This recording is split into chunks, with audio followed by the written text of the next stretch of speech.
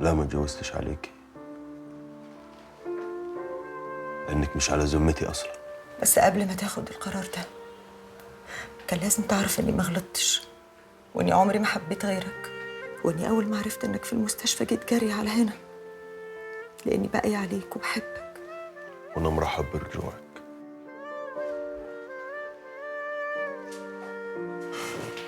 لاني مش عارف اعيش في بعدك، لاني بحبك يا فيروز. يعني خلاص يا زين، كل شيء هيرجع لاصله. يعني ايه؟ قصدي هتطلقها ونرجع لبعض زي الاول. مش هينفع اطلقها، مش هينفع اكسر القلب الوحيد اللي حبني، مش هينفع اكسر الانسانه اللي عاشت عمرها كله مستنياني. وبعدين انا ما اتجوزتهاش الا لما انت بعتيني. انا عمري ما بعتك يا زين، انت بتحبها.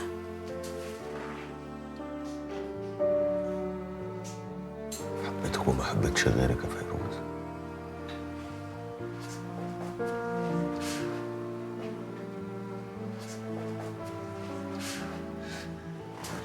يبقى خلاص اختار يا زين.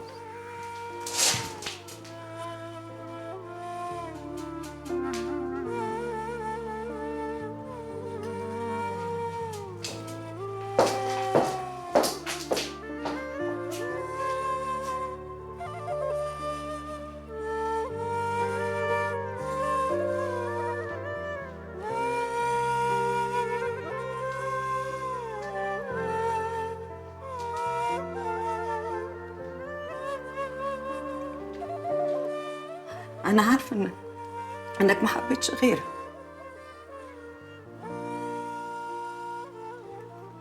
وعارفة كمان إنك عمرك ما حبيت. اللي تحبي يا زين بتبقى عايزة حبيبها يبقى مبسوط وسعيد طول الوقت. وعشان كده أنا نويت أمشي وأسيبكم في حالكم عشان سعادتك.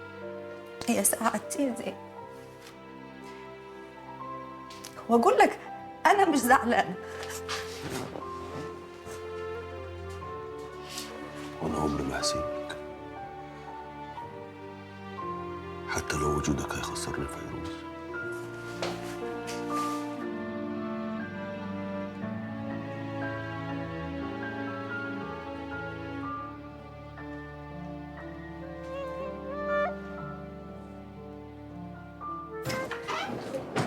ادخلي يا فيروز. نورتي البيت يا فيروز. دي بقى اعتبريها اوضتك، ماشي؟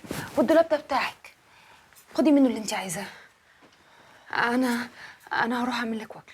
سيبيني حاضر، بس غيري هدومك، سيبيني لوحدي ارتاحي شويه. بس يا نادية سيبيني، معلش من فضلك سيبيني دلوقتي. سيبيني لوحدي.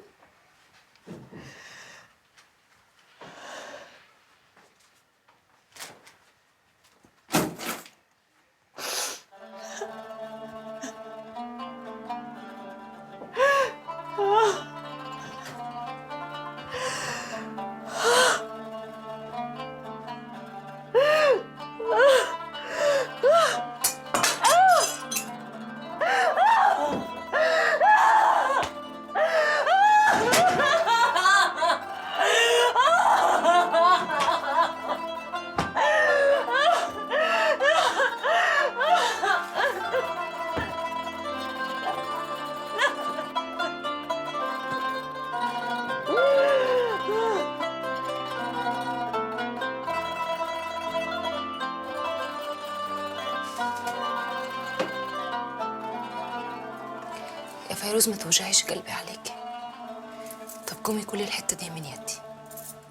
ماليش نفس خالص يا نادية، ولا قادرة أصلا أبص على الأكل. أنا عايزة أرجع مصر. يخص عليك يا فيروز، للدرجه دي مش طايقاني؟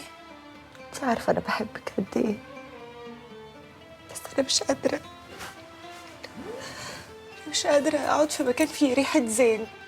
أو قريب منه. أنا محتاجة أسافر، يمكن لما أبعد عنه أنسى، ولو إني عارفة إني لو رحت لأبعد بلد في العالم برضه مش هنسى اللي حصل. طب استهدي بالله، أنا رأيي صالحة، تبقى نهر تصبح رماد. أنا ناري عمرها ما هتصبح رماد، هتفضل دايما نار جوايا مولعة. زين ازاي عمل كده؟ اهدي، فيروز زين ما اتجوزش عليكي، زين اتجوز بعد ما انفصلتوا. انتي بتبرري له؟ انتي شايفة انه صح؟ قطع لساني لو قلت كده، بس زين ما كانش في حالته الطبيعية، كان مستعد يعمل أي حاجة عشان يخرج من أزمة الطلاق. للدرجة دي كل اللي بينا ملوش قيمة عنده؟ يا فيروز زين كان جاي يصالحك، وبعد اللي شافه ما بقاش في حالته الطبيعية، وأخد القرار ده في لحظة عصبية، كل ده عشان ينساكي. زين اتجوز عشان كان نفسه في ابن، وانا ما عرفتش اجيبه له عشان كمان يبعد عن الحمل اللي كان شايله معايا. زين لو عايز يعمل كده كان عمل كده من زمان. زين زي ما خبى عليكي خبى علينا موضوع. ما بقتش فاهمة حاجة. يا رب خدني بقى وريحني، خدني وريحني. بس مش قادرة. سيبيني لوحدي شوية يا نادية، سيبيني لوحدي.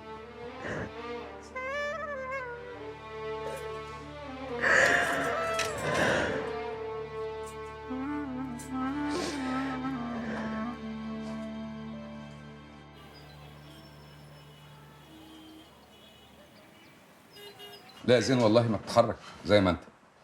والله يا فندم يعني على اجله لو كنت عارف ان حضراتكم جايين كنت حالك تدجني. داني ايه بس يا زين؟ يا ابني ربنا يطمنا عليك وتقوم لنا بالسلامه. الله يحفظك يا فندم. وانا ان شاء الله باذن واحد احد يومين وهرجع الشغل عادي. شغل ايه بس يا زين دلوقتي؟ انت لازم ترتاح، وبعدين كده كده انا خدت لك اجازه شهر. كتر خيرك يا فندم. وفندم مش هياخدوا اقوالي في اي حاجه تاني؟ خلاص هم خدوا اقوال الشهود، الموضوع كده شبه منتهي. وكل الشهود قالوا ان ضربك بالنار قاصد يقتلك، يعني شروع في قتل، والنيابه قفلت الموضوع خلاص وحفظته، وقالت اللي انت عملته ده كان دفاع عن نفس. اللهم لك الحمد والشكر يا رب. يعني يا فندم ملف هيفضل سليم ونظيف؟ سليم يا زين اكيد طبعا. الحمد لله، الحمد لله رب العالمين. نسيبك تريح انت يا زين. يلا سلام عليكم. طب اطلع مع حضرتكم؟ لا زي ما انت يا زي زين. ما الله انت. يخليك يا الف فندم. سلام عليك. الله يخليك يا السلامه. عزب بيه. الحمد لله على السلامة يا زين بيه. ازيك يا رضا، عامل ايه؟ الحمد لله يا زين بيه. الحمد لله. بقول لك ايه؟ أمر يا باشا. مين اللي جاب الحلويات دي؟ إسماعيل بيه مقبور الاسم. فعلا عزت ما يعملهاش. تمام يا فندم. ايه ده؟ حلاوتي. الموضوع ده مهم قوي على فكره. انا اسفه يا اسر بجد، ما كنتش عايزه اكلفك معايا، وبعدين ما انا كده كده اتعودت. اتعودتي ايه وتكلفيني ايه؟ انت لو كلفتيني عمري كله هيبقى قليل عليك. وبعدين طب الدكتور الالماني اللي جاي من المانيا ده والاجهزه اللي شحناها هنعمل فيها ايه؟ ربنا يخليك ليا. ثلاثة بالله العظيم ما حصل، والله العظيم ما حصل. يوم الجريمة كنت قاعد أنا ومسعد في العشة اللي بنسهروا فيها، وجيه وقال لي أنا رايح مشوار نص ساعة وراجع، وخد طبنجته وركب عربيته ومشي. ثلاثة بالله العظيم ما حصل. بعد نص ساعة رجع وقال لي اغسل العربية كويس، لقيت الكرسي اللي جنبه غرقان بالدم. ثلاثة بالله العظيم ما حصل. يعني انت بتتهم مسعد انه قتلها؟ لا جنابك أنا مش بتهمه، لأن مسعد فعلا هو اللي قتلها.